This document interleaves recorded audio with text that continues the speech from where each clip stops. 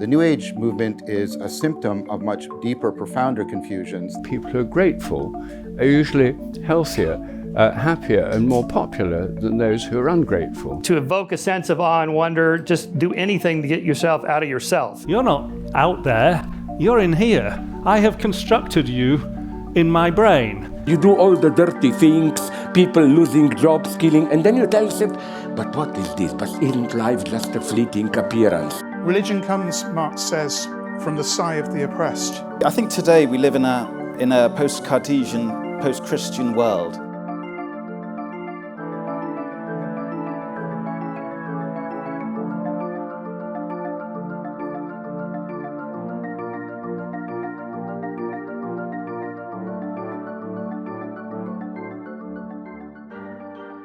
Are the New Age spiritual beliefs leading us into a post-Enlightenment dark age? I think, I'm going to do what an academic would do. I'm going to challenge the question. And that I think the New Age spirituality is a confused phenomena. I think there is in it a lot of things going wrong. I think what's going wrong is people are trying to deal with anomalous spiritual mystical experiences, and we know that on average about 40% of the population has these, or they're hungry for meaning in a way I've tried to articulate, or they're looking for transformation, or they're looking for belonging. And I would make a case that these all have a proper role in a well-lived human life, but I think they're trying to do it in a moribund two worlds mythology that we sort of inherited from the axial age, that is not consonant with the kind of picture that the scientific worldview is giving us. That often leads them into pseudoscience as they try, often in a very sloppy way, to integrate those two together. I think they also move towards a kind of decadent romanticism in which they try to find alternative faculties that they believe give them special access to reality, as sort of my intuition or my imagination is a magical faculty. And I think these are all very confused projects, and they're part of the way in which rationality and spirituality have been sort of fundamentally severed post the Enlightenment. Now, I think that's the negative. I think the positive in the New Age spiritualities is that they do represent that people are seeking places in which they can practice in a way that'll bring them transformations, so that they have a proper home for something like the cultivation of wisdom and virtue. But as I said, this is often confused with a sort of an arcane or esoteric knowledge project. It's often confused with sort of weird subcultural political commitments. So I think there's a lot of confusion in this confused phenomena. So I would say that my overall position is the New Age movement is a symptom of much deeper, profounder confusions that if we don't address, things are going to get much worse in general for us as a culture.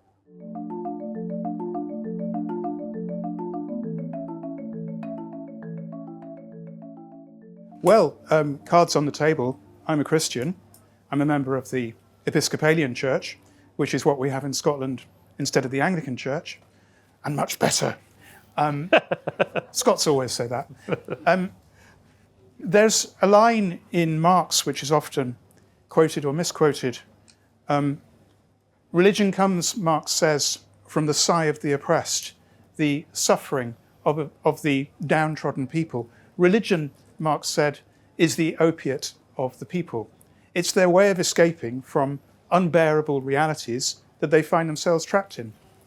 Now, it seems to me that old age spirituality, of the kind that I guess I represent as a Christian, has in some sense got too tied in to the kind of systems of economics and production that Marx was targeting when he said those famous things. People find themselves in a reality which is unbearable because it's been mechanized, it's become completely dominated by the running of engines, which make for lives within this system, which are just like to use an image I was using earlier, just like hamsters on a wheel. You're running and getting nowhere. You're trapped in meaningless labour. You're trapped in a life which doesn't mean anything to you. And the church is standing in the background saying, hooray for this. The church is in the background on the side of the mill owners. So what we have today is a situation where a lot of us find that we're trapped in meaningless work, in lives that society wants to define as pretty much making us just cogs in a machine. Vivid illustration of this in recent political discourse: the pandemic's over, get back to your offices, say the politicians. I think the pandemic was a huge opportunity for us to rethink the way we do things. Did you know that in London, every year, 1 million people commute, and the amount of time that people spend commuting, on average, is an hour a day? And if you do the sums, it turns out that means every year in London, 500 human lifetimes are wasted on commuting. The pandemic gave us a chance to change that, but the powers that be don't want to change it. And too often, old age spirituality is lined up with those powers and is cheering on those powers. No wonder then that people want to find ways of expressing their longing for the transcendent that stand outside those political structures and that stand away from the church or any other kind of religion, which seems to be just there to reinforce and buttress those structures. I don't think it's at all surprising, given what I think is a kind of historic betrayal, too often, not always, but too often, by the established church, of people who have needs which are just not being met within the kind of society that we live in. I think it's far from surprising that people are looking for new ways to satisfy their longing for the transcendent. In politics, it's not that you enact a story. It's that you do something horrible, and the big problem is to invent a story which covers it up, which allows you to live with the horror. And I think, unfortunately, and my Japanese friends even agree with me here, that that's the case with so-called Western Buddhism, but in the same there. No wonder that, so I read the most popular spiritual, religious, if you call it, but it's not, orientation of big corporate guys today is some kind of a vague pseudo-oriental spiritualism. Because it's wonderful, you do all the dirty things, people losing jobs, killing, and then you tell yourself, but what is this? But isn't life just a fleeting appearance? The truth is in me, and so on and so on.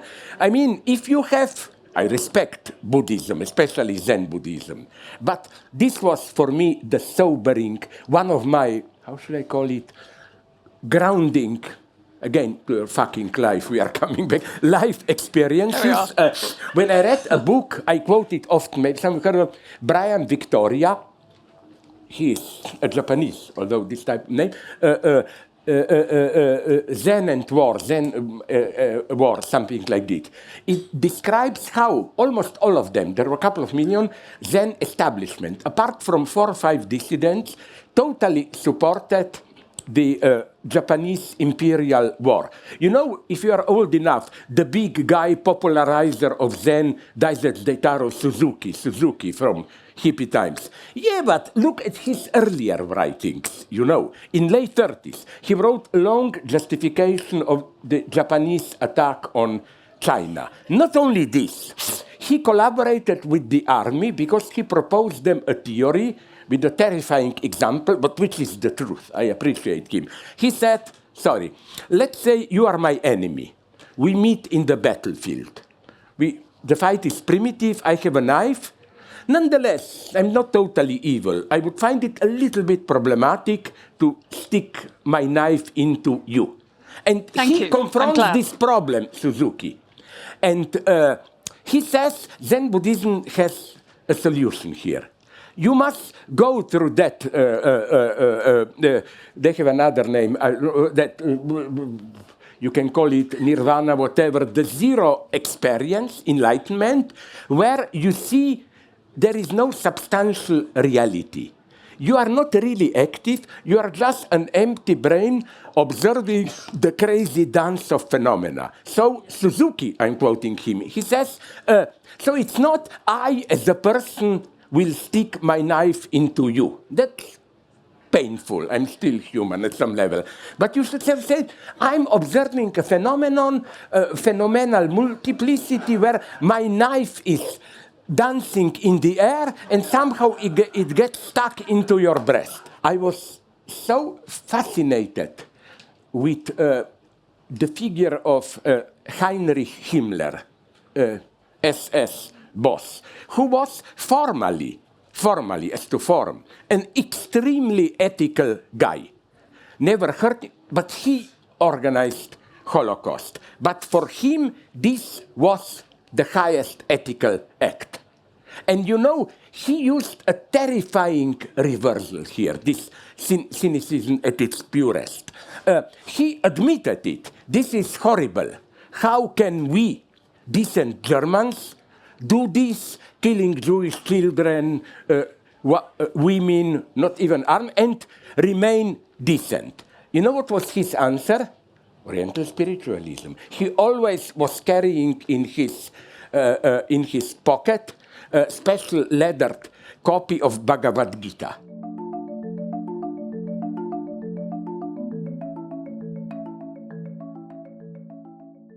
Meditation is widely practiced by lots of people, including me. How many people here meditate or have meditated? Well, it's certainly a majority, a big majority. And there have now been studies on meditation that show changes in the brain, a reduction in the activity of the default mode network, those regions of the brain concerned with rumination, anxious thinking, worrying, and so forth. Lowering of blood pressure, reduction of stress, making people less prone to depression, which is why in some parts of Britain, on the National Health Service, psychiatrists can give prescriptions for meditation to people who are depressed, because it turns out that it's cheaper and as effective, if not more effective, than antidepressant drugs. So here's a spiritual practice that can induce a feeling, not all the time, most of the time thoughts keep going on and one detaches oneself a bit from the thoughts and they still carry on, but there are moments of calm, unity, and a kind of a more unitive state of being or presence, which can lead to spiritual experiences, this experience of connection with something greater than ourselves. There have been many studies of the practice of gratitude. This is found in all religious traditions, giving thanks for what we have. And there are now many studies that show that people who are grateful are usually healthier, happier, and more popular than those who are ungrateful. People who are ungrateful and who complain a lot, who see the glass as half empty, not surprisingly less fun to be with than people who see the glass as half full and lead a more grateful kind of life. And the critics of this research, which was done by positive psychologists who study what makes us happy, as opposed, it's a new field of psychology, relatively new, because most psychology is about what makes us miserable. And positive psychology has shown that when they showed this, people said, well, of course these people are great. They're grateful because they're happy, not happy because they're grateful. So they did experiments where people do gratefulness exercises, and those randomized samples of people do gratefulness exercises compared with writing a list of complaints or just a short story about something that happened in the previous week. Those who count their blessings are measurably happier for days afterwards. And other gratefulness exercises show conclusively that being grateful on the whole makes people happier. And I think that's because being grateful recognizes that what we have, so much of what we have comes to us from others, our food, the natural world, the language we have, our culture. We didn't invent English language or the landscape or anything. All these things are gifts. And if we're grateful for them, this flow that comes to us can go through us and is part of a flow which again is a spirit of connection. Singing and chanting are part of all spiritual traditions. And when people sing and chant together, they literally breathing together and resonating together. And now physiological studies have shown that not only do they breathe together, when you're, for example, singing a hymn, at the end of each line you have to take a breath, so everyone's breathing together and singing together. It can also lead to heartbeats being more synchronized. People come much more into a group cohesion. And I've seen this many times through the work of my wife, Jill Peirce, who's here, who's for many years been leading workshops called Inner Sound and Voice workshops. And groups of people come together in her workshops. They all come from all over the place, disparate groups of people. And after 2 or 3 days of singing and chanting together, they leave bright-eyed and bushy-tailed and bonded and connected. And it's a wonderful transformation. And this, again, is present in all traditions as a way of unifying groups, bringing groups together, bonding people with each other. Again, connection. Many of these spiritual practices are about connection, and connection is what makes us feel happy on the whole, whereas disconnection, separation, alienation is what makes people feel miserable on the whole. So if you ask a clinical scientist, what's the difference between religion and spirituality, we would use a twin study. Using a twin study, twins raised together, twins raised apart, factoring out their commonality as a function of genes and environment, we can determine the extent to which any human trait is inborn or environmentally formed.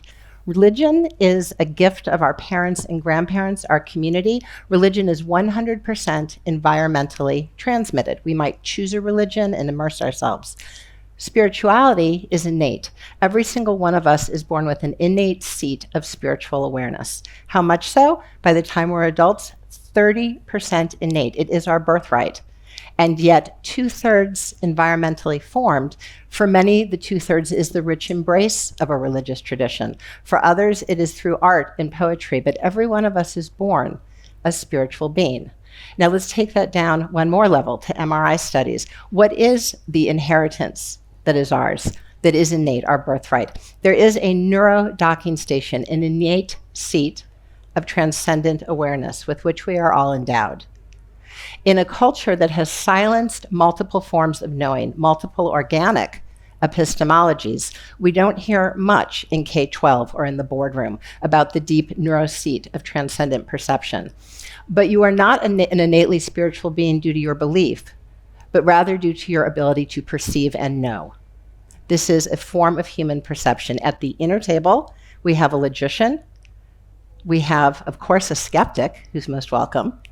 We have an empiricist, a mystic, and intuitive. And when we can bring all knowers into tandem, we see in our MRI studies interconnections, myelinating the tracks, highways between forms of knowing for a more innovative, situationally aware, creative brain. This is a room full of artists and writers. You have a highly interconnected brain.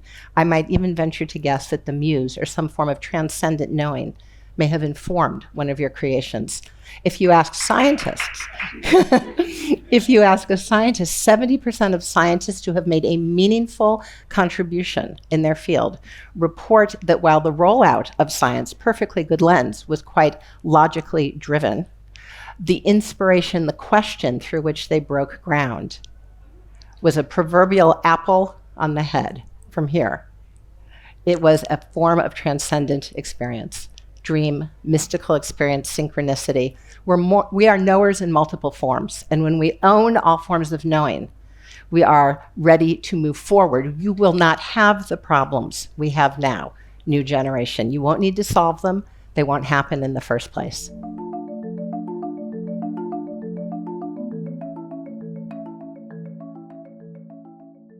So I'm going to promote the view that nature is God. In other words, the view of Spinoza, the philosopher Baruch or Benedict de Spinoza. Spinoza's philosophy, I think today we live in a post-Cartesian, post-Christian world, and I take that partly from Nietzsche. I believe that a lot of the ecological problem, crisis that we have, and the so-called hard problem of consciousness, how we basically explain the relationship between the mind and matter, stem from the same root. And that root is the bifurcation of nature, as Alfred North Whitehead said. Whitehead places the blame as always, with Descartes. So Descartes, if you don't know, of course, split mind and matter. He was a mathematician, geometrician, and he said that mind was souls, a completely different substance from matter, and matter was, for him, purely extension or space. And it seems that what has happened is, in our culture, we've endorsed Cartesianism, Descartes' thought here.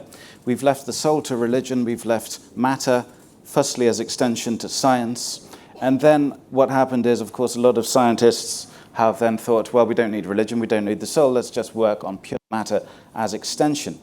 The problem with that, of course, is that we end up with this cul-de-sac, which is has a number of names: the explanatory gap, the hard problem of consciousness, and so on and so forth. Basically, the mind-matter mystery. How do you get mind from meat, essentially, regardless of the complexity of that matter, that meat? And looking at nature as completely geometric or purely physical makes us think that it has no intrinsic worth at all. It only has instrumental value for us humans, or at least those beings with some kind of sentience. Now, Spinoza, he had, as it were, an antidote to Cartesianism, namely a monism, that mind and matter are one. Not only mind and matter are one, but that the universe as a whole is one, with all its attributes, and Spinoza called that substance, that one substance, as opposed to Descartes' two substances, called it God. I suppose we are special in the sense that we are complex organisms compared to many others, but essentially I just see that as a difference in degree rather than in kind. And for another organism, or another life form, another species, of course, they wouldn't really appreciate Shakespeare's sonnets or whatever it may be. They would prefer their pond or whatever it might be, right? And so the question is, how do you weigh up those two preferences? Can you weigh them up? And then you get into moral theory. I won't go there now. I don't think you can, essentially. But sorry to agree with you, Tim. I think what you said about people being part of nature, I mean, this is precisely Spinoza's reaction to Descartes. Because Descartes, following the Christian tradition, saw mankind as very special, not merely because of mankind's intelligence, but because they had a soul that was transcendent. They could go to heaven, or hell, in my case perhaps, or wherever. And Spinoza's, the reason Einstein said he was a Spinozist, the reason Einstein said Spinoza was the greatest philosopher of modern times is because he was the first to bring mind and matter together. In other words, he made mankind part of nature philosophically. And that's why he was suppressed. He was excommunicated by his fellow Jews in Amsterdam, and then his books were banned for 100 years by the church. It wasn't until the 1780s, with the pantheism controversy, that his ideas became serious again. By then, science had moved on, as I said, with the Cartesian framework. Science, to me, is a very creative endeavour, far more so perhaps than most non-scientists would assume, and also than society would give it credit for. And to me, a lot of my day is trying to imagine how things might be, and occasionally something pops into my mind and I don't know where it comes from. And this is what you're calling transcendence. I'm putting it very badly, but so I'm not disputing at all that these things exist and are real and feel very real. But this world around us, all you guys out there, you're not out there, you're in here. I have constructed you in my brain. There is no, any tree that I see over there, everything I see in the world around me, you're not physically in my head. What's in my head is a bunch of neurons, a bunch of electrical wiring, and so on. And it's put together in a way that we can barely understand, and it constructs a world. We interact with that world during early development. We walk into trees, we hurt ourselves, we figure out that is not moving, it's bigger than me, and it hurts. And so we piece together the world. And if you keep someone apparently this kind of thing happens, keep someone in a dark room until they're 6 or something, they never can see properly. Because the neuron, the synaptic connections in the mind, it's too late for them. That plasticity of forming the links to understand what you're seeing, it's too late. So if the mind, and clearly it is, because it is for absolutely everyone here, capable of constructing this astonishing world. What a beautiful part of the world that we're in. We are able to construct all of this in our heads, and we can agree about what's out there. So what happens when some of this goes wrong? I know for a fact that my mind is capable of constructing an amazing world. It doesn't surprise me very much that it's also capable of constructing all kinds of horrors, all kinds of forms of mental derangement in one way or another, and it will happen to me, I don't doubt it. So